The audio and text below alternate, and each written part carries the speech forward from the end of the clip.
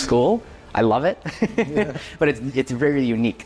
Chemistry, biology, and physics. Those are the big three. Yeah, big three. You'll hear. What's the maximum class size? To have some classes that are maybe less rigorous. Very nice and bright, everything. Yeah. You know? I'm seeing actually here as well. So the student.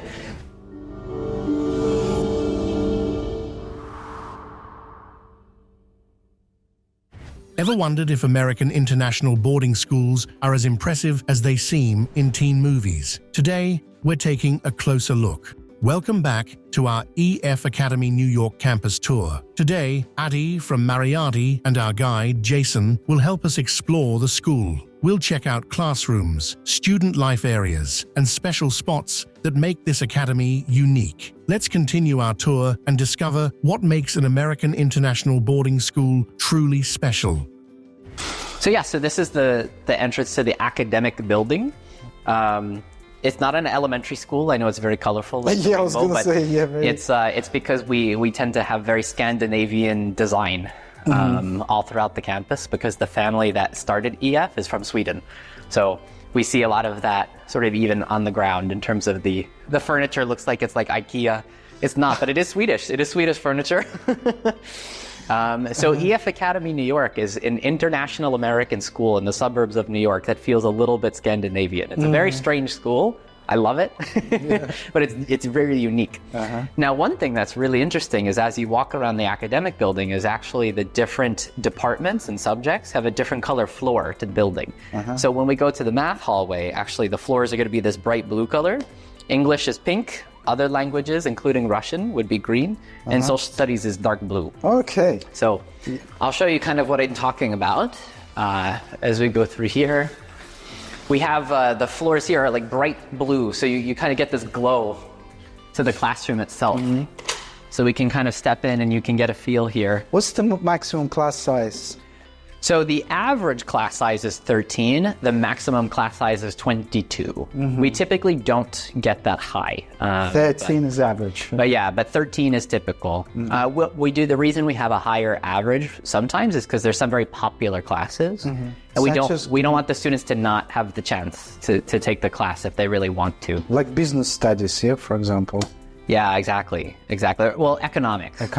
So yeah, there's a non-IB business, and then there's IB economics and IB global politics, which are both quite popular.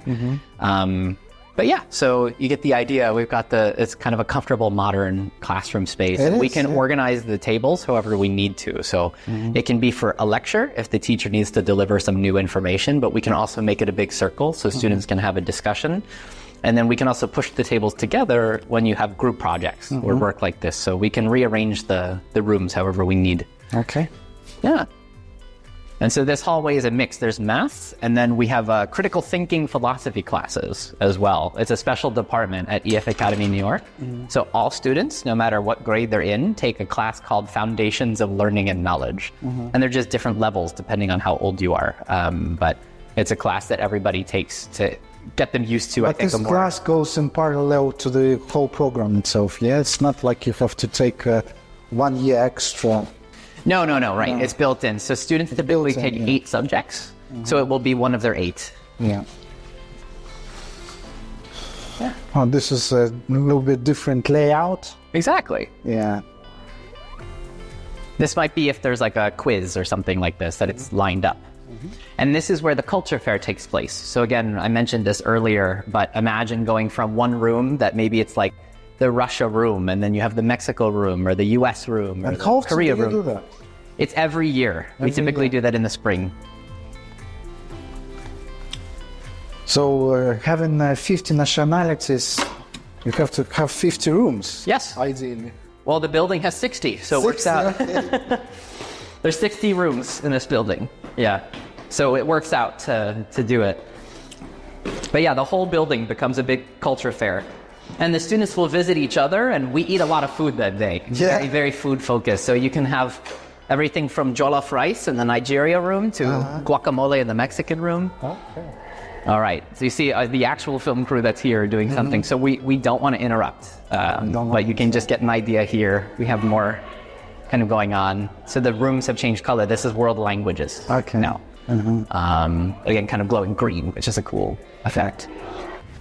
The EF Academy in New York offers internationally recognized programs such as the High School Diploma and the International Baccalaureate, IB. Admissions staff and academic advisors are available to help international students choose the program that suits their needs. In short, the International Baccalaureate is ideal for preparing for university studies in Europe and the UK, while the High School Diploma is more aligned with the American education system. For more detailed information, feel free to reach out to our experts at Maryadi. And what class is this? It's all English. It's all English, yeah? Yeah, to be fair, there are some English electives. So in addition to just like, let's say grade 9 English or, IB English literature, there is also, for example, like there's like film and literature. Very nice and bright everything. Yeah. Right? It's hard to fall asleep in a room that looks like this. Yeah. The colors are there for a reason too.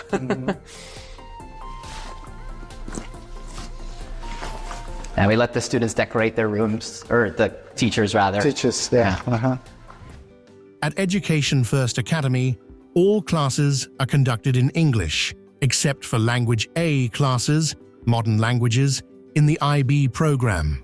Additionally, students are required to use English in the dormitories, as roommates come from different national backgrounds. We live in an era where globalization is gradually becoming less of a priority. Today, it's nearly impossible to find schools without international students. At Maryadi, we have been in the education market for 20 years now, and we understand that a multicultural environment can be both an advantage and a challenge when choosing schools and universities. Why? Find out during your consultation. Submit your request through the link in the description. Now, back to school. Chemistry, biology, and physics. Those are the big three. Yeah, big three. There are others, though. There's forensic science. We've got marine biology. No way, computer really? Science. Forensic science, even that, okay. Yeah, well, so you can see our crime scene actually here as well. So the student, with what they learn, they'll be able to actually sort of use their skills that they pick up in biology and forensic science to figure out maybe the cause of death of this person here. Works for me. Line on the class happening there, so we can't go in. Now, let's dive into the world of creativity. It turns out this American boarding school even teaches students how to create their own musical compositions. Did you just say songwriting? Yeah, we have a course called Introduction to Songwriting.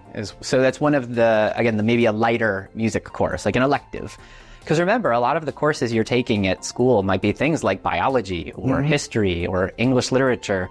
So it's okay to have some classes that are maybe less rigorous, right? So Introduction to Songwriting would be an example of that, but where a student can actually let out their creativity. And they don't necessarily have to be a musician to take that course, right? You can write a song, it's almost like poetry, and maybe you actually have friends in the class who help perform it, right? Okay. So that's also possible. Songwriting, don't see this often in schools. EF Academy in New York even has forensic science as a subject. Wow. And that's just a small part of what they have to offer. There are over 100 courses to choose from, but no need to worry. At the beginning of your studies, you'll have a personal advisor to guide you through selecting subjects and later serve as your go-to person for any questions or concerns related to your time at the school. They have a little bit of a different role compared to other school officials because they actually help students choose their schedules from grade 9 upwards, and they do university advising. So the idea is that they kind of guide them all through, isn't it? Yes, all 4 years. Yeah. All 4 years if they're here from grade 9, exactly. I think in a way it helps them because they know kids better, no? If they help them with choosing subjects, the subject choice. Well, what happens is they usually start in the future and work their way back, right? So, for example, if we know that a student wants to try to do, let's say, mechanical engineering at the university level, they can figure out, okay, what courses and clubs and extracurricular activities make sense for this child over the 4-year trajectory of an American high school career. Yeah. So they really do, it's pretty organized and it's personalized, right? So students are allowed to change their mind in America, we like to say this is a free country. You know, you don't need to know what you're doing for the rest of your life when you're 14 or 15 years old, or frankly, even 16 or 17. You can go to a university with an undeclared major also, and that's fine as long as you're going to a place with diversity and things you like. But they'll work with students, especially if they do have specific interests like engineering or medicine or arts, along with the art portfolio faculty, right? So they'll combine efforts. But yeah, so again, this is just sort of the university advising corner where students will come and visit their advisor. They also will come to advisory sessions to meet with students in groups, because there's some priorities that, for example, every grade 11 student should be thinking about these things. And then for the one-on-one sessions, it's more, okay, now you as a student, what do you need, or what, So it's a mix of group and individual kind of support that they get. Great. Yeah. Of course, we work not only with international schools, but also with universities abroad. We are personally familiar with many of them, so feel free to reach out for help with selection and admission. Now, Jason has decided to show us a place that no educational institution would be complete without: the library. Essentially, as we kind of walk through, you can get the feel.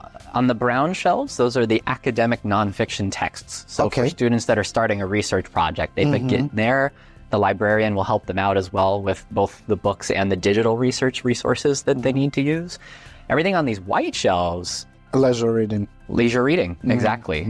We're completely, not everything has to be for a graded assignment. You can just borrow a book that's focused on things like historical fiction or dystopian. There's even Japanese manga for students that actually... What about Harry Potter? Do you have Harry Potter books? Harry Potter books? I don't see any. No Harry Potter books. No, not Harry Potter. Yeah, I think most students have read them. One of your favorites. Find him in the fantasy section. The fantasy section. So yeah, maybe. But yeah, so the library is a place where during the school day, but especially after school, that students can come for a reliably quiet space.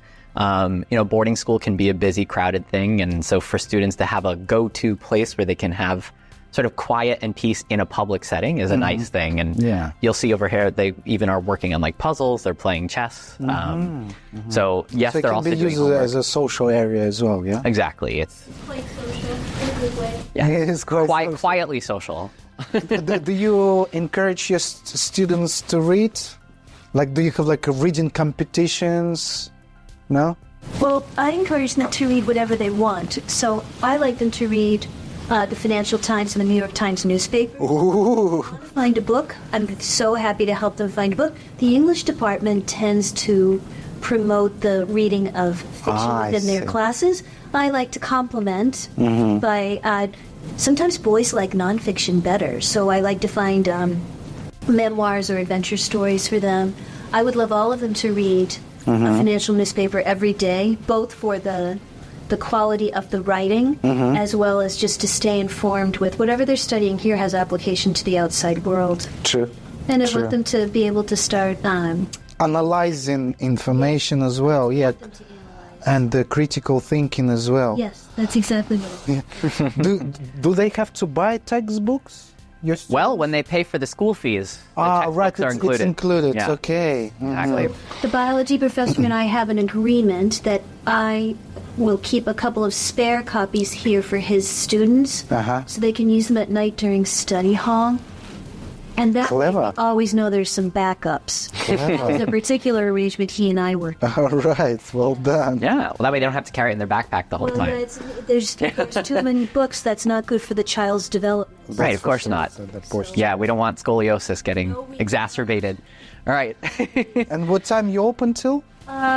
We open at about 7:30 in the morning, and we're open until 10 o'clock in the evening. Oh, long hours. Yeah. Huh? All right. All right. Nice to meet you. Take care, Vivienne. Thank you. Bye. If you enjoyed watching the video, give it a like and subscribe to the channel so you don't miss out on the most exciting insights into international education. On that note, we've reached the end of our video. The next episode will be out soon. But for now, bye-bye